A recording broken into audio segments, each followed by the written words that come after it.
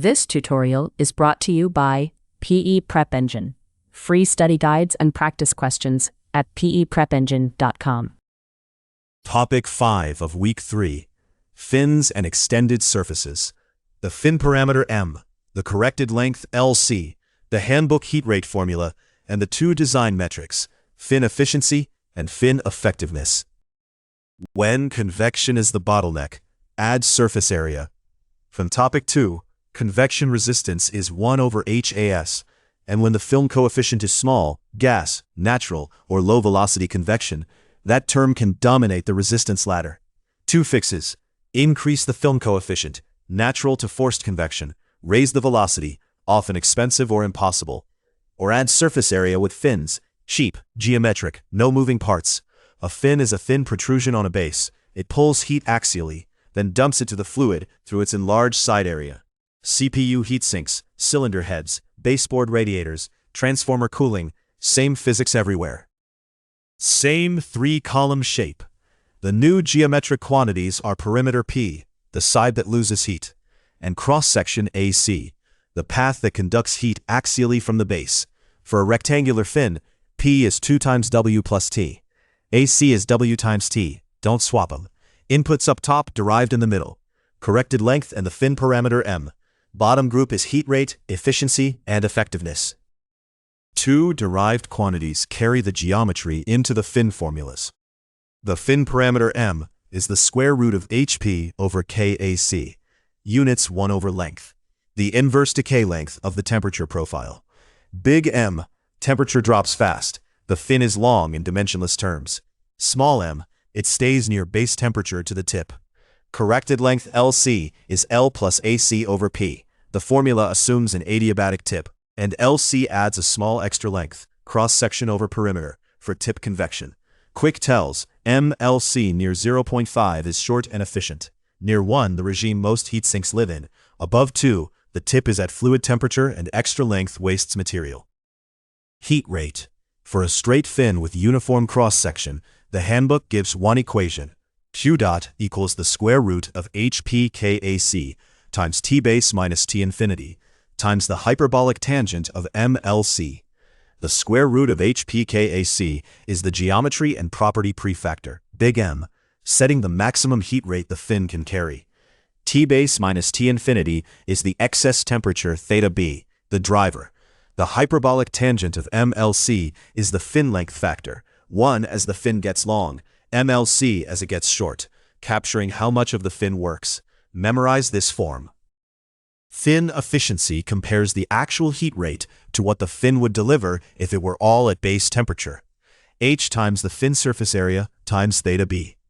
For a straight uniform fin, that area is perimeter times LC, and the algebra gives A to F equals hyperbolic tangent of MLC over MLC. Limits: MLC to 0, short fin, efficiency to 1. MLC to infinity, long fin, efficiency to 0, the tip contributing nothing. Rule of thumb: MLC at or below 1.5, efficiency at or above about 60%. Beyond that, you're paying for dead material. Important: A to F is derived from the heat rate formula, not separately tabulated. Cite that on the exam. Fin effectiveness compares the heat rate with the fin to what the bare base delivers through the same footprint, the cross-section AC. It simplifies to the square root of Kp over HAC times the hyperbolic tangent of MLC. Above 1, the fin helps. Below 1, it hurts. Rare but possible on an already capable, high film coefficient surface. Rule of thumb: above 2 to justify the fabrication cost. Maximize it with high conductivity material, low film coefficient since fins help most when convection is weak, and thin fins for more side area. Same caveat: derived, not separately tabulated. The two answer different questions. Efficiency: how much of the fin's area does useful work? Effectiveness: whether the fin is worth installing. Worked problem. A rectangular aluminum fin on a heatsink base, width 50 mm into the page, thickness 2, length 30. Aluminum conductivity and a typical forced air film coefficient are given, base at 80 Celsius, ambient at 25. Find heat rate per fin using the handbook form with the corrected tip length plus the fin efficiency. Build geometry first. AC is W times T, 100 square millimeters. Perimeter P is 2 times W plus T, 104 millimeters. The tip correction AC over P is under a millimeter, so LC is barely longer than L, about 31 millimeters.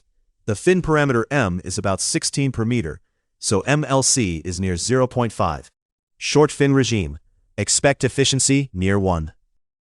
Build the prefactor big M. The square root of H, PK, AC, about 0.32 watts per Kelvin. The hyperbolic tangent of 0.5 is about 0.46.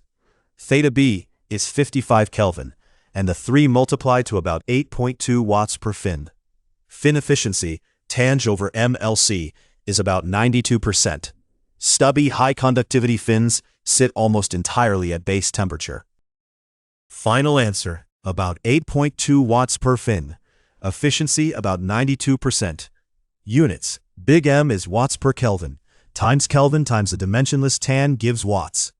Sanity ratio, Q dot over the perfect fin rate is about 92%, matching the efficiency. Effectiveness, the bare footprint passes only about a quarter watt, so the fin delivers roughly 30 times that. Magnitude, at 8 watts each, a 30-fin CPU heatsink dumps about 240 watts, the order electronics designers work at.